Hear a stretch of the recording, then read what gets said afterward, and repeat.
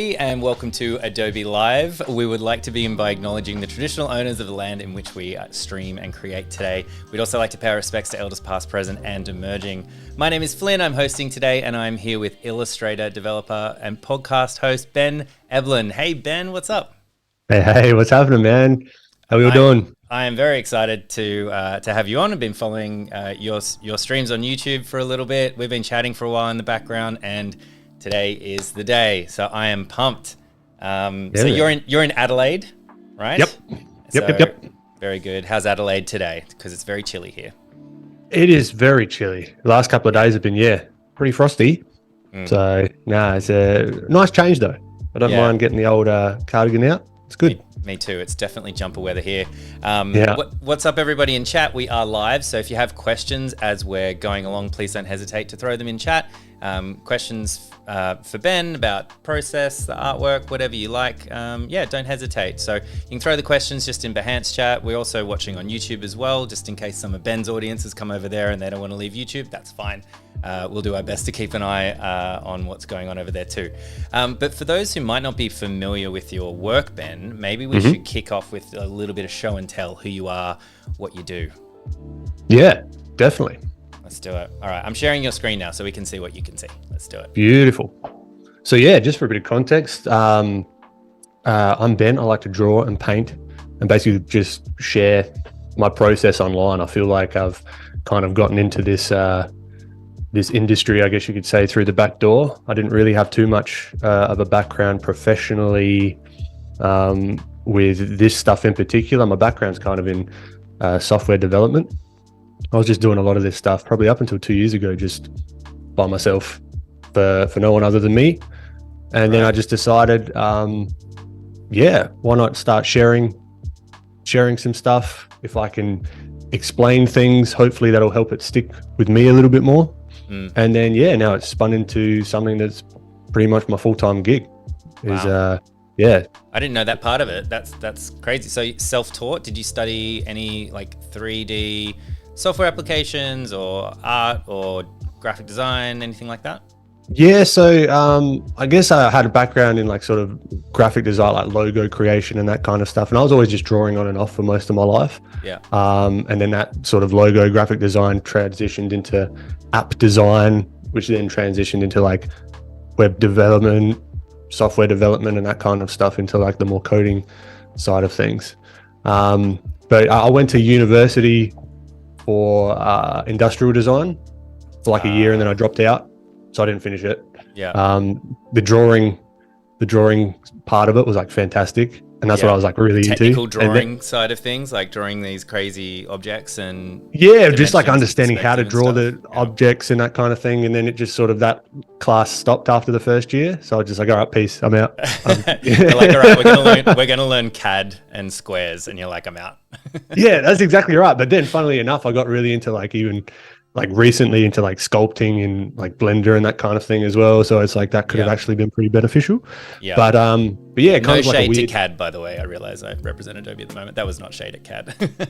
No. It's my interest at the time. Interest at the time. Yeah. Yeah, that's it. No, totally. not at all. Walk back my comment.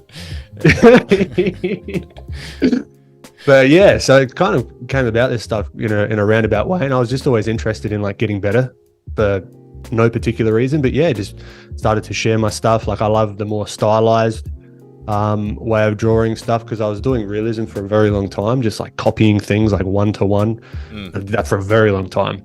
And I was like, this is bloody tricky, trying to figure out my own way of doing things, like my own style. I guess. And love like how Pixar does their stuff and Disney and all that kind of stuff. And it's like, let's try and figure this stuff out, like about 2 years ago. And then here we are. You got bloody Adobe saying, hey, do you want to do a stream? Flynn coming in. I was like, hell yeah, let's do it. That's awesome. I love that story. I'm sure we'll get stuck into it more and more. I mean, one of the most striking things that I saw were definitely the personality and the characters in there.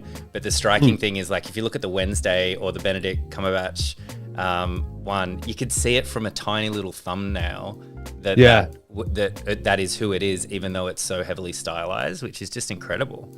Like, I really appreciate it, man. Amazing. Yeah. It's amazing work. Yeah. Likeness is a fun one. Likeness is it's also one of the most frustrating things I'll do. Like, Right. because it's if I'm just drawing someone that no one really knows who they are, it's just like, all right, if I get the eyes a little bit off and it doesn't look like them, it's like, oh well, can still make it a cool character. But if it's got to look like the right. actor, the character, then it's like, okay, there's like ways to do that. But it's interesting. I'm always learning about this stuff. It's not like I know how to do it now. I can see all the little bits and pieces that I could change and tweak and update. Like that feeling never ends really, and I don't think it will. But yeah, it's just fun because it never ends. That's what's really interesting, right, for me as well. Because it's like cool, always something new to learn, different tools, 3D software, like 2D, combining the two, like creating my own characters, like this kind of just like ideas, like because that's awesome. Going from like realism to stylization and like character stuff, you're really inventing a lot of these shapes. So there was no reference that had these guys looking exact like this is like completely kind of, I used a pose and that was about it. Right. And then I sort of took it to this level. And that's the fun of it, because then it's freedom essentially, like breaking away from that photo reference and just, exploring different shapes and ideas. And then, finally getting to any ideas that I have, I can sort of put them on paper and make them reality without sounding too corny. But that's awesome. I like it. It's kind of what it is. Yeah, let's corn it up. Yeah, that's awesome. Yeah, it's a great concept, that one as well. I hadn't seen that one, the VR and then reality one. It's super cool. Like the idea that you're piloting this character through space. We were talking about Meta earlier. They would love that. They're like, yes, give us that. It's super cool. Well, all right, should we jump into it today? Because I know that because you do these streams on YouTube, and I was saying, it's about an hour stream, and you're like, wow, that's so short. Because some of your streams are like 4 hours, 5 hours, 8 hours. I did a marathon yesterday. I think I went like 7 hours yesterday. Oh my goodness! Wow.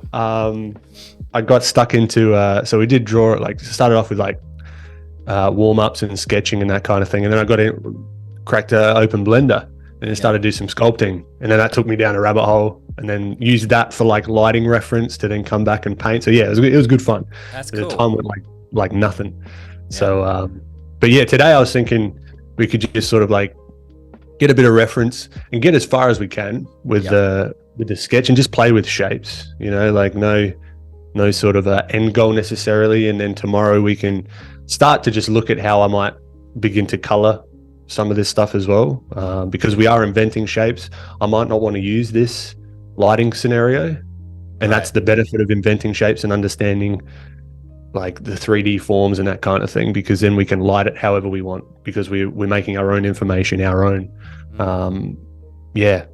forms and shapes and that kind of thing. We can light it whatever which way we want, which is kind of, again, freedom. And that's what I like to play with, really. Awesome. So enough of me. Just without moving the brush. Let's get stuck into it. The time's ticking. So all right, let's roll. Yeah, let's do it. So really, like, we're just gonna have a chat, I guess. Like, there's nothing super planned with this, but what I like to do first up, I'm looking at the reference. I'm not really looking at every like individual little like nook and cranny of everything. I'm just trying to get that basic feel, and then I can like really just go into 2D mode essentially. At the moment, I'm looking at the 2D shapes. What's breaking these down basically into their basic forms. And then I can use this kind of like a scaffolding. So I'm kind of like building the drawing up versus having an idea in my head and then throwing it down on the paper. And you mentioned or the 2D canvas. Like at this stage. So there's, I've seen some people do sketches with cylinders. They're like, okay, so the head's like a cylinder and the arm gets a circle here and kind of comes out. So you don't do it at the moment or at this stage, or you're trying to force yourself to think 2D? There's no one way that I do it necessarily. Right. It depends on what I'm going for. At the moment, I'm just going 2D shapes, but as soon as I do something like this, right? So I've got the head here, for example. As soon as I do something like this, I've then given myself like this or like this, then it brings it kind of into like 3D land. Right. So now I've got something to kind of work with in the 3D space, and then I can go, okay, the next kind of coming down here, that's like a bottom of a cylinder if you did want to draw it all the way through, Right. kind of thing. So I'm kind of I kind of think of it like a slider, where one end is like 2D shapes and then the other is like 3D shapes, right? And there's like this slider that I'm kind of going back and forth between the two throughout the whole process. It's not like the process isn't linear for me either. I'll get this to like a painted level, and then I'll go back and I'll be like, the glove isn't 3D enough, or it's not in the right perspective or whatever. And then I'll just go back and go through that slider of 2D, 3D, 2D, 3D. How do I push the shapes? How do I, make it more interesting? Maybe I'll make like the forearms like huge just because I can. Yeah. And then so it's really, there's no, at least for me, one of the things I've found, there's no one right way to do any of this stuff.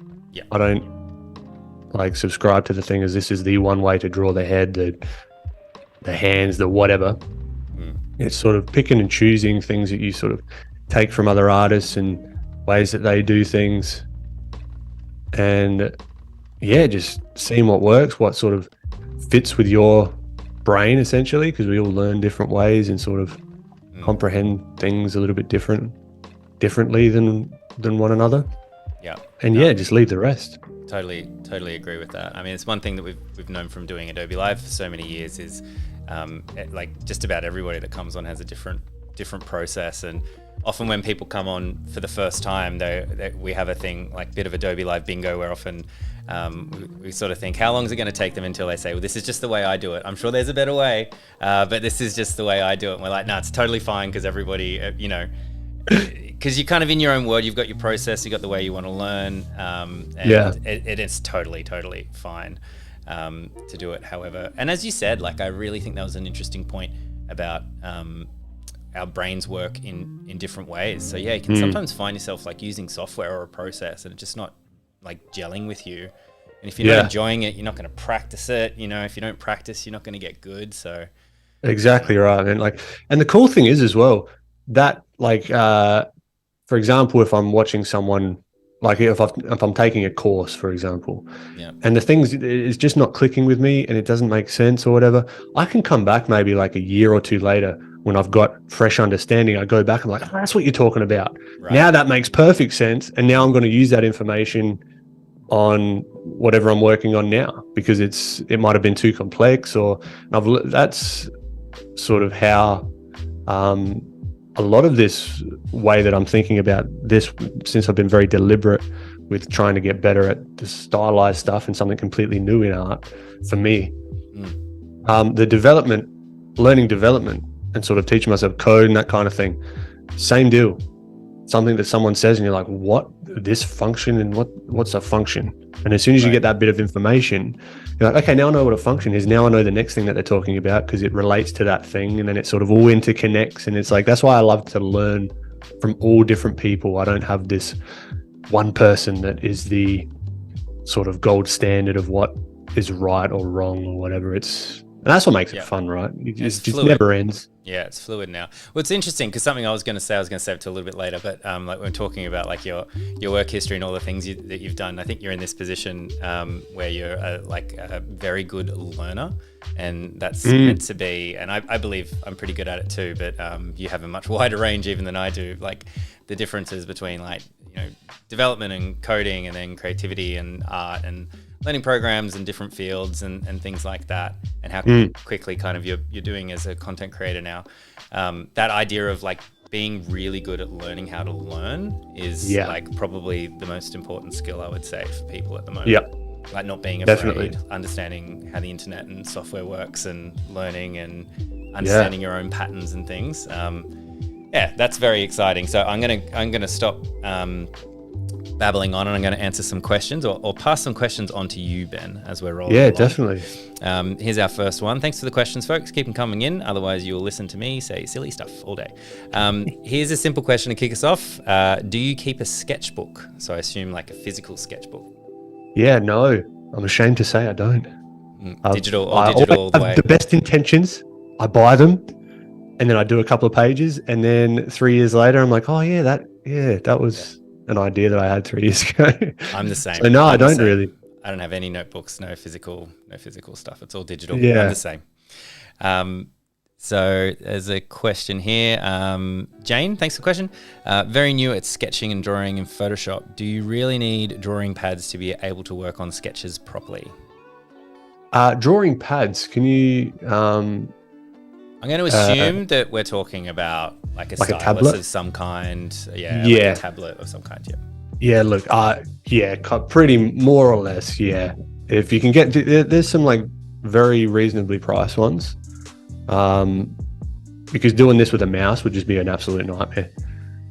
But if you're getting into like 3D work and that kind of thing, the mouse can get you pretty far. But for this kind of thing, like to get this kind of line, like the thick and thin, that kind of thing, just not possible with a mouse.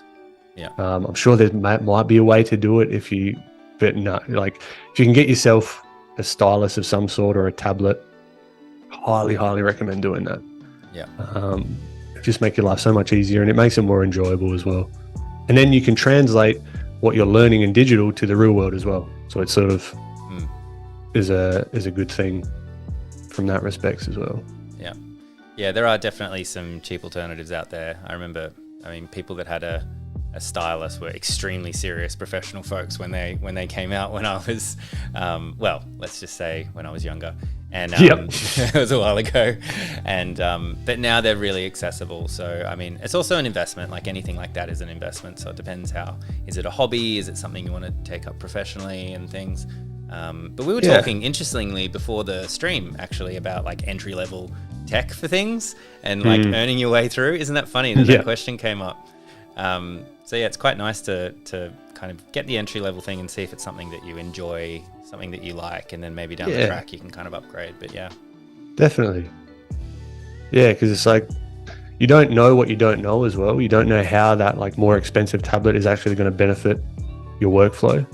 And the cool thing with like getting a tablet as well, if you're using other tools, like I'll pop into Illustrator, I'll pop into Premiere Pro, After Effects, that kind of thing, it does help that workflow as well. So if you are like making content or video editing or other sort of things as well, it's a benefit. It's not just like a Photoshop thing necessarily. It can just be like a way that you work with a tablet, which I've found more recently actually. Using it in those programs have helped a ton. And do you have like a mouse plugged in as well? Like, do you switch between the two? So, because you use 3D stuff too, so you'd have to use a mouse for... Yeah, so they both connect. This is just a mouse if I'm doing lines. So it's just thick, and I don't have a whole lot of control. So yeah, if I'm doing more drawy, sketchy kind of stuff, it's the tablet all the way. Highly recommend. If you're in front of your computer all the time, do you switch between the two, like to stave off RSI? Because that's what I did back in the day when I was in front of my computer like 12 hours a day. That's not a bad idea. Not consciously, no. Not consciously, yeah. It's more or less like a fit for purpose. Yeah. What's going to get the job done as fast as possible, or like it better. It's like, cool. Is the mouse going to work? Is the stylus going to be the tool to use? Yeah. And then I'll just go with that. You might be accidentally like being very ergonomic with your setup, which is nice. Accidentally ergonomic. I like that. I'm down with that. Band name. Yeah. No, but yeah, good question, because I get that a lot as well in streams and that kind of thing. So yeah. Yeah. And what do you use personally? What are you using? Stylus. So it's an XP Pen. Yep. Pro 15 something. It doesn't really matter. It's got like a screen on it. I don't use it as a screen. I'm like looking at my what do you call it? Just my desktop screen. It's high resolution and it's good. I think, speaking of ergonomics, it's nice to be looking up, because even like I've got like an iPad and I'll like, if I'm sketching on that, I can get kind of hunchy. Yeah. Particularly if I'm like on the couch and that kind of thing. So it's not a bad idea to just sort of shoulders down, looking forward, and even standing. I do have a standing desk, but I haven't used the standing part of it for a very long time. I'm currently sitting at a standing desk too, so don't feel too guilty about it. Or we can feel guilty together. Yeah. That's it. Yeah. Yeah. So I got to use it, or else the motors are going to seize up and it's just not going to I haven't used it in that long, so should use it maybe tomorrow's stream. There we go. Probably not. Make a bet with you next time we do a stream. Maybe we both have to do the standing desk. I like it. It'll force us to Beautiful. actually do it. Yeah. There was a question on YouTube as well from Uday.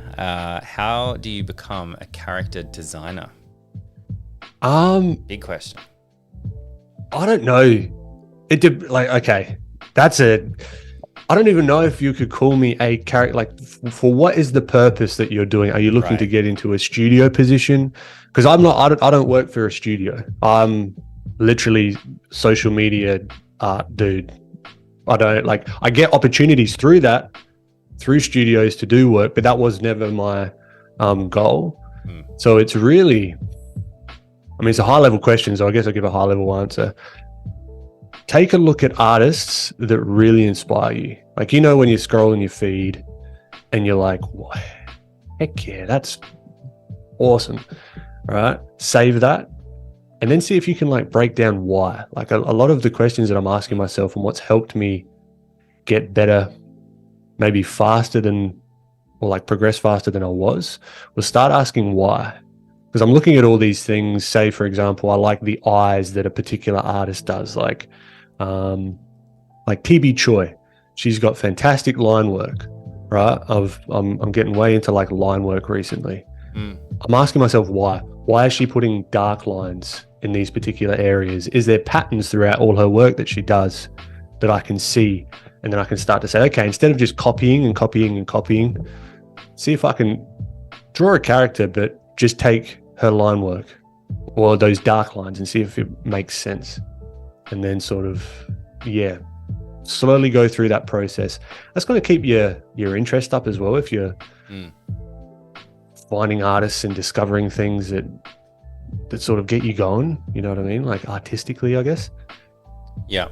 I think that's a really great point. Trying to identify, even write down bullet point or something, actually, why do I like this work so much? I do that quite a lot with design when I'm trying to save something and put it into a category. And I'm like, I don't have a category for why I like this. So I really have to try to articulate, what is it about this new campaign? Is it the stylization? Is it the photography? Is it how it moves?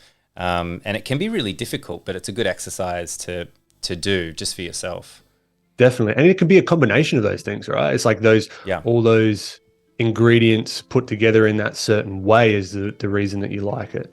So then it's cool, taking it piece by piece, almost as if you're cooking. It's all right, I'll put a bit of this spice in there, taste it. And here's a little bit of something else. What is it? Lemon juice, whatever. It's okay, maybe if I only do the dark lines here and I've sort of overdone them. And it's okay, maybe I need to go back, reassess, look at her work and say, okay, where's the balance there? Is she sort of putting lighter lines in certain areas? And maybe it's the combination between the lighter lines and the darker lines that sort of makes it really feel oh, this is cool. It gives it life. It gives it form and that kind of thing.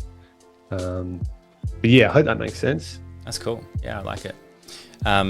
Getting the questions coming in hot and fast now, so we'll keep rolling until you tell me to stop. Go for it. So Aaron coming in with the question, do you ever run into art block? If so, what are some things you do to counter it? Wow, it's good questions today, everyone. I'm loving it. Yeah. Art block. Yes, not super often, but if I do, if I just don't feel like drawing it on a particular day and that happens, I'm just okay, I might have come off of just doing a couple of workshops and I'm just kind of not burnt out, but just all right, maybe I need a break. Maybe you just need a break. That's one option. Two, like we mentioned before, look at other artists, see what's possible. Go back through your saved posts in Instagram. I know there's a bunch of saved people that are watching. You got a bunch of saved posts that you had good intentions when you saved it and you haven't looked at it. I know that because I've done that and I do that all the time. I'm well, that's cool. I'm going to learn from that. 3 months later, you're oh yeah, that's right. I've got all this backlog of saved artwork that I can use as fuel to really get me going and get sort of that inspiration back. And oftentimes it might even just be a YouTube video that I watch. It just gets me off the couch. Yeah. Like, yep, let's go. Let's give that a shot. And then once you get started, oftentimes it just sort of flows. And starting small as well helps. Like if you start like a big project, or you're like, oh, I'm going to do this huge like illustration. That can work sometimes, but oftentimes starting small, like, okay, I'm just going to do some eyes, or I'll just draw a head, or I'll just see how they did this hand or whatever. And that can oftentimes just spark into a whole drawing session that, like, at least for me, like the stream yesterday was like 7 hours. Yeah. So just like, I just started with some warm-ups and sketches, and then it just compounds into, yeah. So you didn't necessarily sit down and go, I'm going to knock out a 7-hour stream. Like, it has to be 7 hours. I've got to do 3D stuff. It was more about, I'm going to turn on the stream. I'm going to say hi to some folks, answer some questions, share what I'm doing. And exactly you sort right. of blinked and it was 7 hours. Yeah, it was, because doing this kind of stuff, like I could say, like if this was a longer stream, I might be like, all right, this is cool. I like this. And then when we come to the sort of painting side, it's like, all right, I want to experiment with some lighting. Let's crack open Blender, sculpt this head, and then use that as a lighting reference. Light it in Blender or whatever program that you use, and just experiment.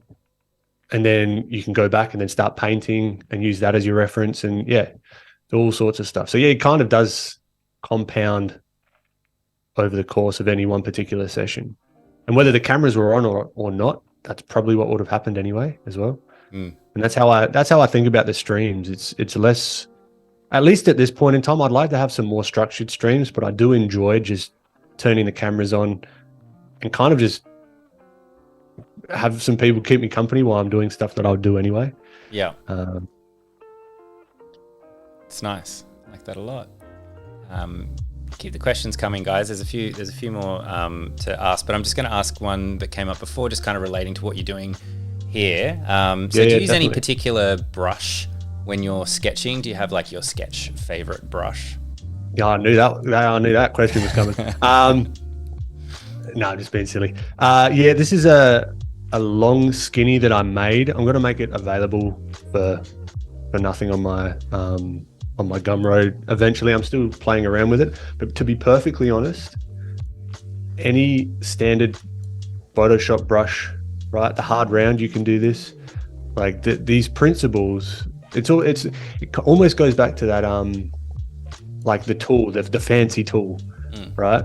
It's, if I can't do this sort of stuff with a hard round brush, it's not going to look too much better with a fancy like chisel brush. That's or whatever. Interesting. Yeah. So it's less about the tool, but I think if you want to experiment right now, you've got the mega pack, which comes with Photoshop, I think. So you come up here and you go, get more brushes, and it's Kyle's mega pack. And I really do enjoy if we go into the drawing box, the animator pencil. That's good fun. Cool. So that gives you this kind of thing, which isn't too different. It's just a little bit more sketchy. But I like taking these, customizing them, changing things out, to what I'm trying to achieve based on the influences and art that I've seen that I like, and just, So it's not important, but it's also not that important at the same time. At least for me. For anything that I'm saying here is just my opinion, and it could be very important for someone else. Particularly when it comes to painting, I think it becomes more of a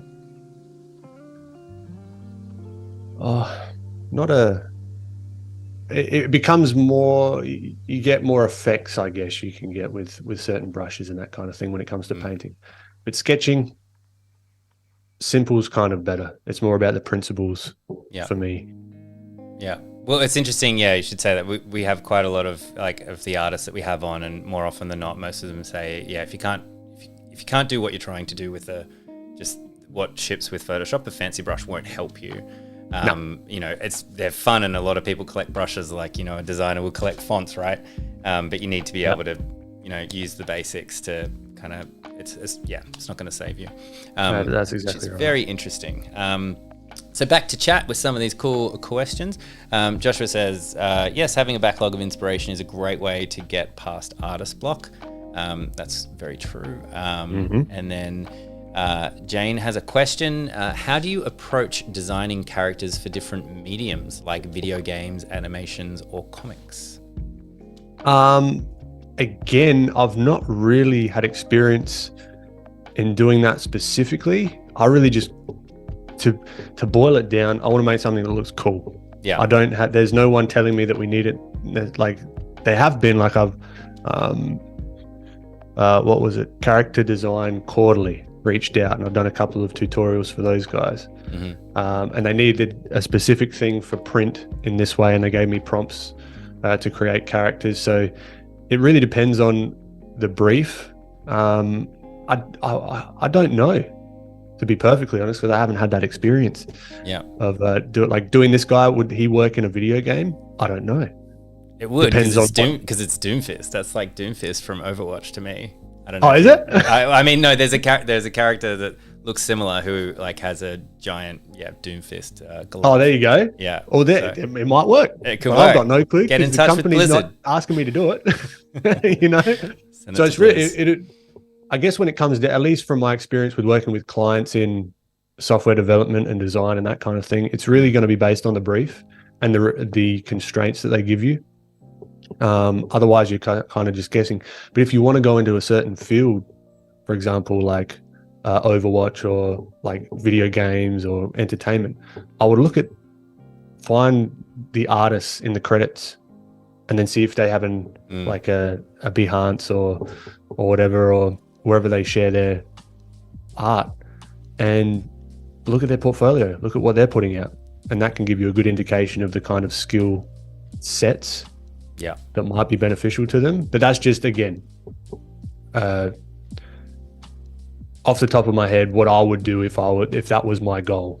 Yeah, I think that's a really good advice. So I'll just throw a quick example in from an artist that I follow as well, who does work in gaming for Blizzard. We did some stuff with him before, and his whole portfolio, almost all of his portfolio, is characters in T-poses, right? And so without knowing what software, it's like, okay, he's obviously thinking and creating in 3D. So the work in progress and the final work, it's like, oh, here's the T-pose from this. And so you would imagine if you wanted to emulate that career, 3D skills are going to be really important, right? Like, whereas I think someone we've had on, Jeff Chen, has been on here a bunch of times. He's now working over at Riot, and he does character design and concept art. And so if you look at his artwork, like, it looks like someone that would work at Riot already, right? Like, he's obviously, I would assume he's done what Ben's talking about, and he's sort of targeted, very talented, and he's targeted, this is the sort of work we do. He's already doing tons of work for gaming companies and stuff, but but I would imagine probably is emulating the people, emulate the person that you want to be.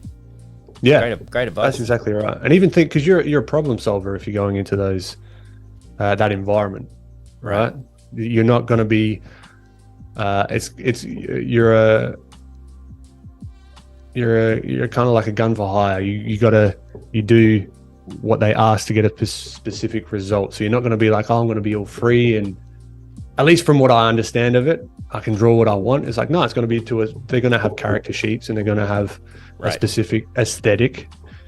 And if I was going to be analytical about it, and that was my goal, I would just study every one of their characters, see why they made the decisions, and display your thinking, less so than necessarily doing like fully rendered characters and that kind of thing, because that's what they're after as well, because they're thinking about, okay, maybe even thinking from an employer's perspective, how can this person fit into the team? How do they think? How do they learn? How fast do they learn? How can they sort of adapt to different situations and that kind of thing? So yeah, thinking about it from that perspective as well could be helpful. But again, I've just assumption, and that's how I would tackle it, really. Yeah, it's good stuff. So I see you flipping the screen quite a bit, so can you talk a little bit about that? Yeah, definitely. So this kind of just gives me a fresh perspective on what I'm working on, because if you're stuck looking at a thing in like a certain orientation, it helps to just give yourself some fresh eyes. And this goes back to the old masters, where they would actually do paintings, and they would look at their paintings in a mirror, and that would actually help them see it from a new perspective. So this is just a shortcut that I've bound to flip horizontal in view, flip horizontal. And a quick tip for those that are content creators as well. If you go window, arrange, and create a new window, right, and you want to record this for social media and show them what you've done in Photoshop, if you flip here, like you're working on this, it doesn't change here. So you can show the full time lapse and everything without it going zoom in, zoom out, and like sort of making people throw up. Yeah. So if you from a content creation standpoint, that's what I use to do a lot of my time lapses and that kind of stuff. So I'll just record this part of the screen, or I'll have it off on my other monitor here, and just screen record that monitor only, and then that's pretty clever. I love that. Especially working for Adobe, like I love build these features in the apps, and then you put it in the hands of creators, and they find like these crazy like reasons, like purposes for it's like, hey, by the way, this doesn't flip, so that's really good for TikTok or whatever. That's it. And it's like, it's just because that stuff changes so quickly as well. It's like, okay, now we need vertical. Now we need vertical stuff. I remember when people like, how dare you shoot in vertical? That is ridiculous. That's a sacrilege. Do you remember that? And people were like, why is this video vertical? And now it's the opposite. If something's horizontal, it doesn't fit social media. So it's just that's it. Video. I'm going to watch that on my TV, Dad. Like, it's crazy. I remember, what was it? The guy from like Microsoft, like one of the CEO or someone who's like, are we really going to be watching things on a little rectangle? Yeah. I'm like, that didn't age well. It does not age well. Does not age well. Yeah. Yeah, I remember someone talking about, because our eyes aren't vertical, so it doesn't make sense. That was another good one that I saw. Yeah. But anyway, everyone's got a phone. It's like a camera, right? It's like the best camera is the one you're carrying with you. And it's like 100%. The best screen's the phone you got, it's the phone. Yeah. There was a question from something we were talking about before from Daniel on YouTube. It was a little bit ago. I think it was around when we were talking about creating content. So I'm going to do my best. I'm going to read it out verbatim, and we'll see if we can understand. And Daniel, hopefully we can. When it comes to that, do you find it changing, might be challenging for you often, or is there a North Star you're following from when you started this journey? I guess what I'm asking is, how do you gauge when to challenge yourself more than progress? Does that make sense? That's a very good question. So my, as in your words, North Star is I don't see myself as like a how-to creator. Right. For example, I'm not doing, this is how to do this, this is how to do this. It's more about, hey, I'm discovering things on my own time. Come along for the journey, check out what I've figured out. It might be helpful to you. And that's pretty much it.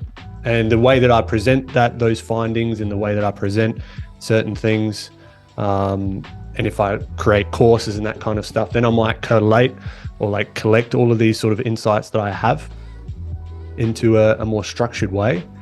But really, that's how I think of it. And the benefit of that is, one, the imposter syndrome is kind of non-existent, because I'm not saying I'm the best at this. Right. I'm kind of discovering this. I'm sharing my journey. I'm not saying I know it all.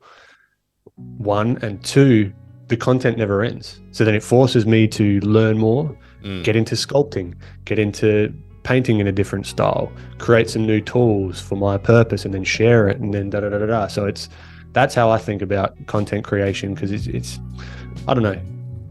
For me, at least, it is the more interesting way of doing it, rather than positioning myself as the how-to drawing guy. Yeah. And do you feel like I that, might evolve. Yeah. I might go into animation next year.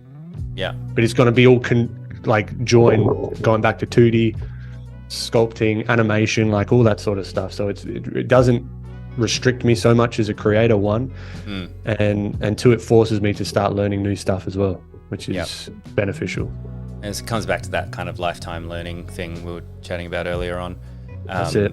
Which I think is a super valuable skill. And do you think it frees you up a little bit? I guess you kind of answered this question anyway as you were talking about, but I guess it frees you up a lot to be like, all right, cool, we're going to learn animation. I'm not saying I'm 20-year animator from Disney or Pixar or anything like that, but I've been dabbling, and here's how I'm, let's go along. By the way, did you know you could do this? And you can just go from there, right? Exactly. Like, and you just follow your curiosity. Yeah.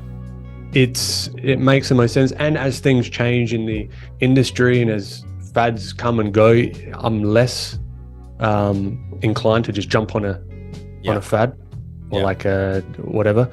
It's just like, cool. If it's interesting to me, I'll give it a shot. But if not, this is not what interests me. And I think people can kind of tell that with content as well. If it's more like manufactured versus like if there's a real curiosity about what you're sharing, that can kind of come across. Like I'll talk about simple shapes like cubes and like spheres and cylinders and that sort of stuff till the cows come home because it has everything to do with this.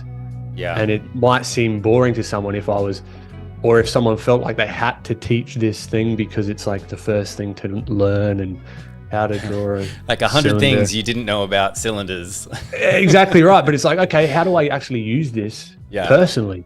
All right, cool. Well, this hand here or this arm, that's like a really simplified cylinder, right? Because it's going back in space. And that's how, like, I'm thinking about that. I might not necessarily draw it as a deliberate cylinder, but everything that I'm doing here is indicating to the viewer that this is going back in space that way. So it's, just following your curiosity with this stuff is, I don't know, it seems more sustainable to me. See me in 2 years and I could have a completely different answer. You never know.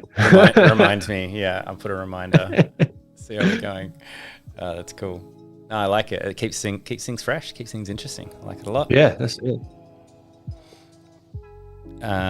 Here we go. Cool question. Hey, I can answer this one. A question for me. Thank you. Oh my gosh, nice. I feel so special. What was it about Ben that made Adobe reach out to him? So we love seeing artwork from the creative community. We have a few people that, are looking around for people from the community who are creating content. I was actually telling Ben before we went live, like one of the things that really jumped out in striking us was the stylized forms. And how quickly I actually mentioned to Ben, looking at some of the thumbnails, I was like, oh, that's like an avatar Benedict Cumberbatch. And I was looking at it and it was probably like 40 pixels high or something when I recognized that and clicked into it. So that was just me personally. But some other people on the team as well, Johanna has also been following Ben as well. So it's quite interesting how, it's almost very shocking sometimes when we find someone from our backyard, our community, and we're like, how have we not done something with this person before? And we get that all the time, which is really fun and exciting. So I don't know if that's useful if you're a creator or something and you're interested in being noticed by companies, but it's definitely the quality of content going out. Like they often talk about quality versus quantity. I didn't scroll too far down Ben's. I only had to see the first couple of things from Ben to go, oh my God, look at this talent, right? So that might be useful if you're thinking about what sort of stuff to put in your portfolio or how to get noticed or something by brands. Brands are just people as well. And oftentimes they're very busy. And I'm not saying I am or anything, but they often have people that might, be keeping an eye, their finger on the pulse, maybe an agency. Maybe particular people at the company are responsible for community or culture. Like if you think of like the Apples and Nikes and stuff, they'll have people for sure internally who are like switched on to what's happening, who are the coolest artists, like constantly reading articles and following people on, be TikTok now as well as Instagram, YouTube, all that sort of stuff. So social side of things is very important as well, just so people know who you are. There we go. Hope that's useful. Definitely. And I did happen to do this on the American time zone quite a few months ago as well, and you had no idea. That's right. Adobe is a big company. Yeah, that's right. You guys should check that out. Actually, that's really cool. Yeah, full disclosure, I didn't actually know about that, so that's how big Adobe is. And that person like works kind of more or less within the same team. So yeah, that was super cool. Johanna, I don't know if you can find that in the next kind of 10 minutes we have left, but so that was with Offset with Ryan Selvey. And again, he's one of those people, like he's on the pulse. He like discovered Ben long before I did, and had him on, and that was a great chat. Went through a lot of your work and process, and a lot of kind of meaning of life things to do with creating art and everything like that. So that was super cool. That's a great one. That was like an hour and a half, I think. Super cool. Yeah, I can't remember what I said in that, but I'm glad to hear it was. That's the things. I can't remember what I say myself. Just talking so much on stream and stuff. It's just like, yeah, I said, cool. That's good. But Did you have someone come back and say, "Hey, that was really great advice you gave in the last stream"? And you're yes, like, I'm glad to hear it. I hope it was. That's great. So Daniel, yes. Ben answered your question correctly, which is great. Thank you. I'm glad we understood that. That's awesome. They also ask, any accessories or activities that you recommend to avoid physical strain from drawing? Carpal tunnel is a fear of mine. I don't know about carpal tunnel in particular, but I go to the gym pretty often. I like to keep healthy. Also the food I eat as well. Like I eat pretty clean, and that just helps from just a living standpoint. Yeah. But even just a creativity and just having the energy, because particularly getting into the content side of stuff as well, it's a real it's a real energy game a lot of the time. So it's like, okay, if I'm fueling this machine with good fuel, it's probably going to work a little bit better. So it's keeping up with the health as well, because it is very easy just to keep sitting down and just keep drawing and just go. But you got to really, and I've got to take my own advice here as well. You got to take time to go outside. That's right. You know? Yeah. Until they have VR, like augmented Photoshop, and then I've got like a little thing and I can just walk around the park and just do that. Until then, get outside and get to the gym and just move. Love that. Like the idea of having like a virtual weight room or something, and then you just walk in some sort of resistance band. You're doing some like curls, and you also get your tablet going, and you're just like, maybe a little bit too much.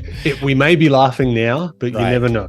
Right. Remind me 10 years. Yeah. That's it. See how we go. Johanna did find that stream, Ben's stream with Ryan for Offset. So if you're looking for that, what we were talking about, that was super awesome. Ben with the Adobe Live team, Ryan Selvey, great guy. You can check that out. It's definitely worth a watch. And we're getting pretty close to time. This is probably crazy for you. We've got about 7 minutes left before we'll kind of wrap up. Okay. I know. Yeah. So we'll get back. We'll talk about the artwork a little bit more as well. Joshua in chat saying, I want virtual AR Photoshop too. Well, we'll see what happens. And just wanted to remind people that we will be back tomorrow. So we're back with Ben, which will be heaps of fun. And same time. So here in Sydney, it's 1 o'clock. I think it's 12:30 start for Adelaide for you, Ben. And then if you're in the US, I think it's something like 8 p.m. or something like that. And wherever you are in the world, we'll be on at the same time. We're going to continue on from here. I think we're going to chat about a little bit about color and stuff as well. But, we hope you can all join us for that too. That'll be fun. I've had a great time today. Yeah, me too. I turn the cameras off and I'll probably keep sketching on this guy. I don't want to go too far because we're gonna use it for tomorrow. But again, I appreciate you guys having me on, and hope just sort of watching me do a bit of these sketches and just having the chat has been useful in some way. Yeah, that's it.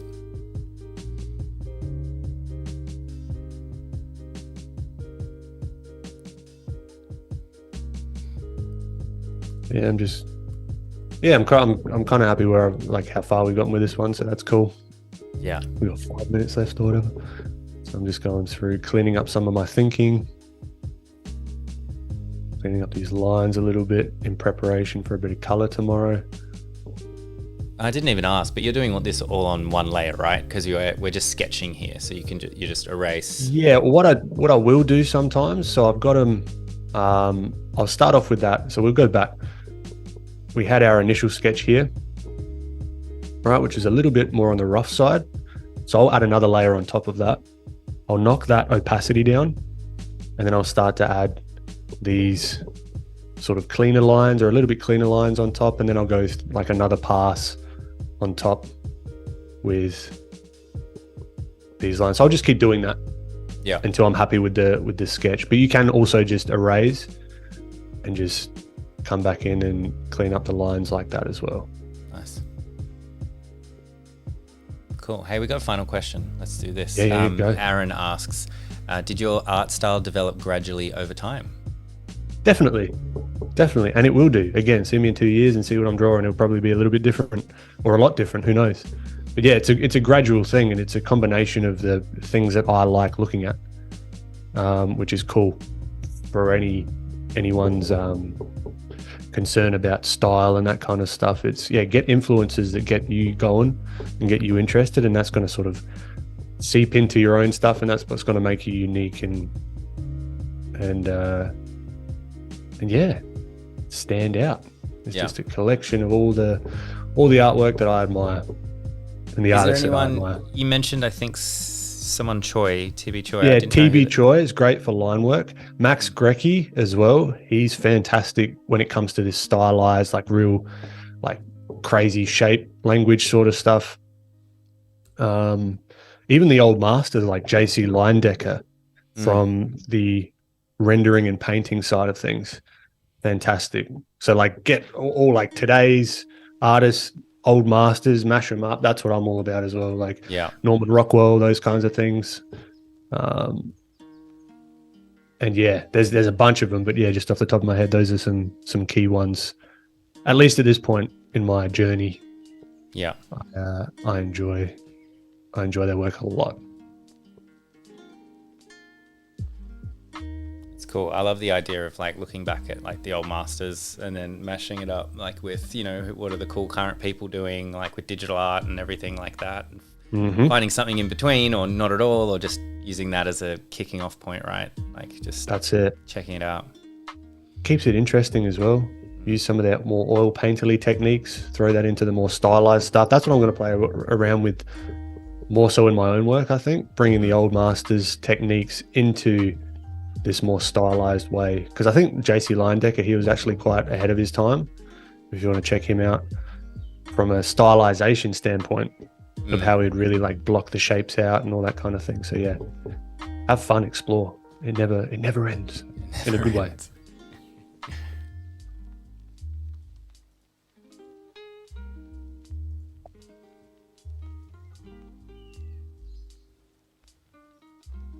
I love this glove, like the line work on the inside of the, like where it's creased, like it really looks like it's really creasing in. I can almost hear it. Yeah, that's cool. You've done a bit of boxing yourself, like that sound. No, but no, yeah. Well, speaking like this is how unfancy I am. This is like an inner boxing glove that I just cut the fingers. Oh right, off. Yeah. I get a fancy drawing glove. That's right. Like the same thing. Lets me get scrappy with it, just get going with it. I love it. It's like an Everlast glove. You're like the only artist in the world like sponsored by Everlast. There you go. And that Everlast, we know you're watching. We know you are watching. Get onto it.